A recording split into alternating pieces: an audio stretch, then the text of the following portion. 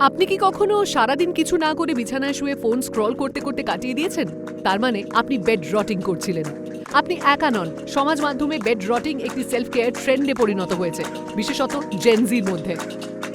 বেড়ালের video, comedy sketch, যা আপনি কখনো রাঁধবেন না এমন খাবারের রেসিপি, এমন সব মশগুল করে রাখার মতো কন্টেন্ট যা আপনাকে উদ্যম ফিরে পেতে সাহায্য করে। কিন্তু এই প্রবণতা কি আপনার মন ও স্বাস্থ্যের জন্য ভালো? না।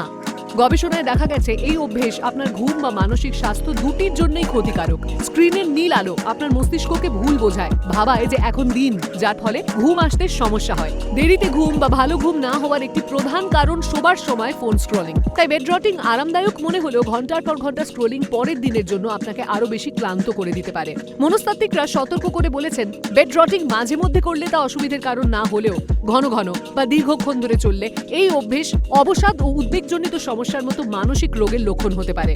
তাই মনে রাখবেন, বিশ্রামের সাথে হালকা হাঁটা চলা, মনোযোগ দিয়ে কাজ করা বা সামাজিক যোগাযোগ আপনাকে এর নেতিবাচক প্রভাব এড়াতে সাহায্য করবে।